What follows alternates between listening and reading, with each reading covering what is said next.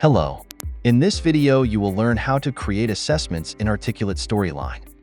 To create assessments, go to Slides and choose Graded Question to insert a new question slide.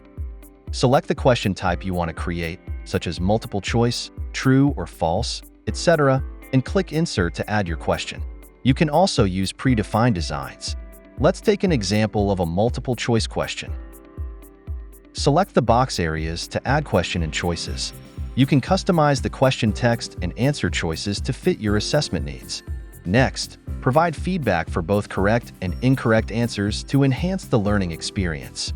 Before publishing, preview and test your assessment to ensure everything functions as expected. And there you have it. Follow these steps to create interactive assessments. Thank you for watching.